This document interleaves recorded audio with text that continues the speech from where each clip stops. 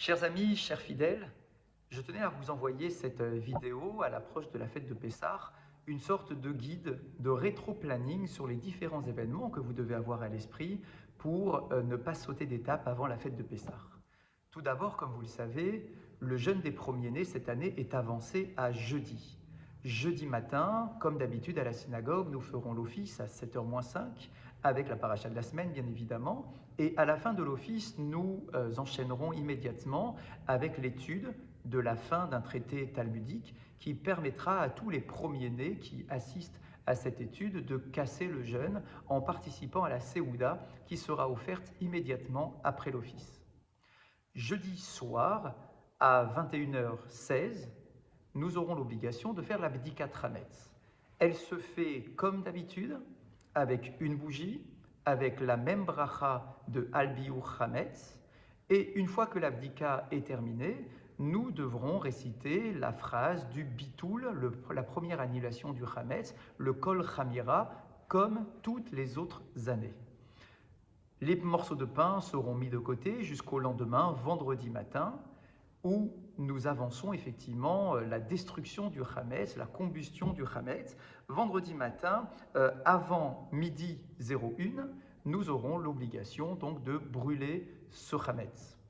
Attention, particularité et spécificité de cette année, nous brûlerons le Hametz, mais il ne faudra pas prononcer la phrase du Kol Chamira, car nous sommes bien avant la fête de Pessah, et donc nous avons encore le droit de consommer du Hametz tout au long de la journée, sans la moindre restriction, puisque le Seder n'aura lieu que samedi soir, et non pas vendredi soir.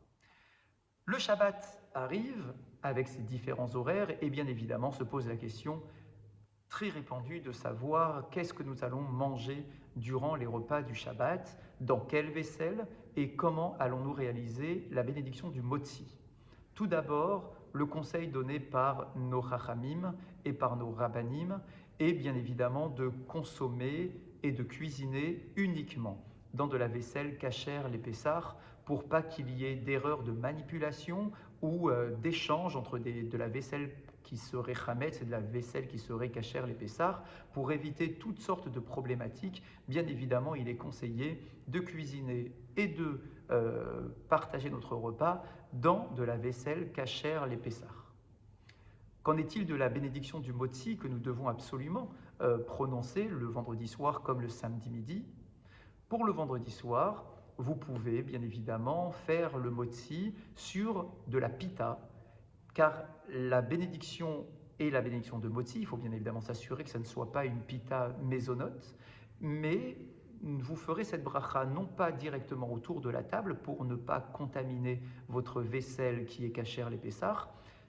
Décalez-vous un petit peu, que ça soit dans la salle à manger ou bien dans un petit balcon, une petite terrasse, si elle donne directement sur la table où vous allez ensuite manger votre repas du Shabbat. Et donc vous faites votre Netilat Yadayim, la bracha du motzi sur les pitotes. L'avantage de la pita, c'est qu'elle ne fait pas beaucoup de miettes. Vous mangez ces pitotes sur une petite assiette en plastique ou bien sur un sopalin, en faisant bien attention de récupérer éventuellement les miettes qui pourraient rester et les jeter directement aux toilettes pour ne pas garder du chametz à la maison. Une fois que vous avez terminé la consommation de ces 60 grammes de pain, vous pouvez ensuite passer à table et passer votre repas, partager votre repas avec par exemple de la matzah ashira, non pas de la véritable matzah, mais de la matzah ashira pour accompagner votre repas. La matzah ashira étant celle aux œufs ou au vin que l'on trouve dans le commerce. Pour le samedi matin, Shabbat matin, deux possibilités vous sont offertes. Nous organiserons tout d'abord un office pour ceux qui le souhaitent à 7h30 du matin dans l'espace Alfred Zemmour.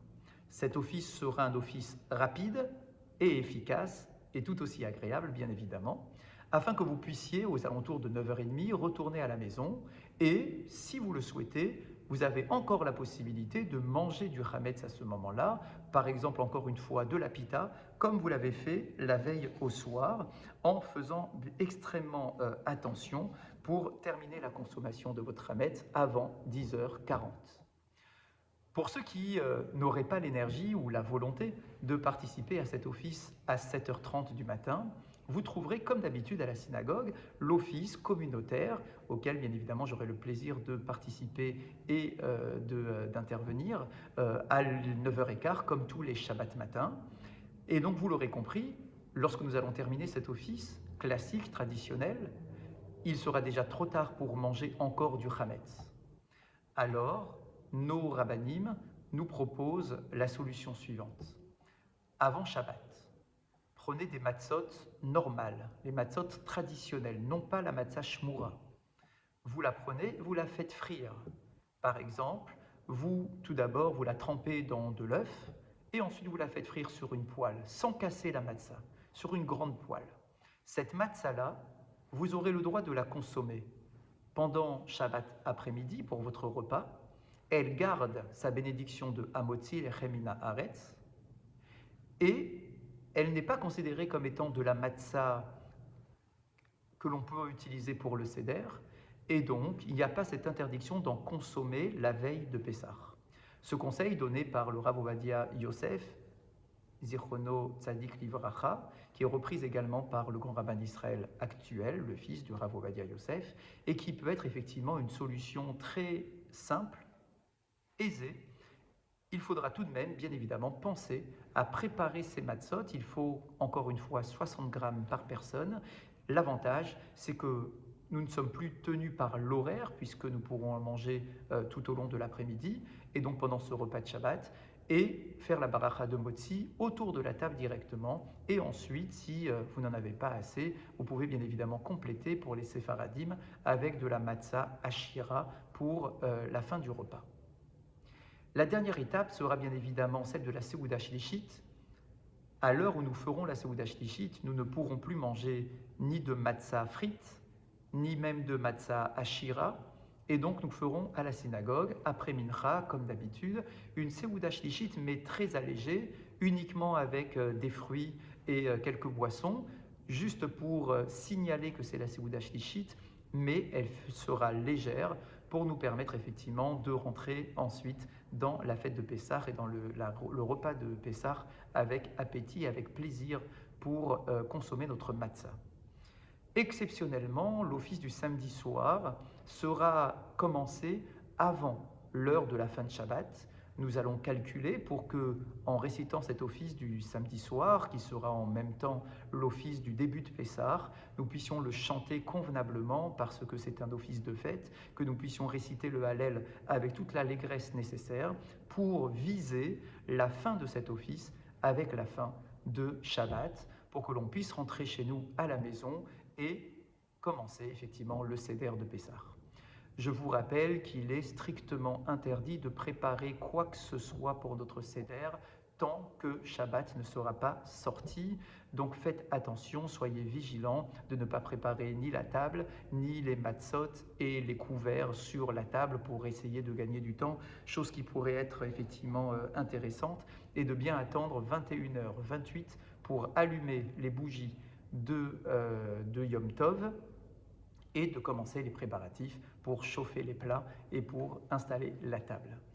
Pour tous les autres horaires, vous allez bien évidemment recevoir le Sinamail comme toutes les semaines avec le détail de tous les horaires, mais je tenais effectivement à faire cette petite vidéo explicative pour que chacun puisse avoir ses repères et se sentir apaisé en cette veille avant-veille de la fête de Pessah.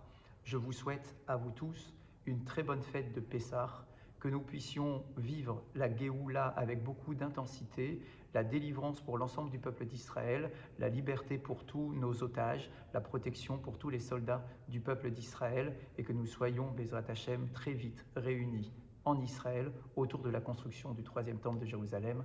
Chag Sameach à vous tous.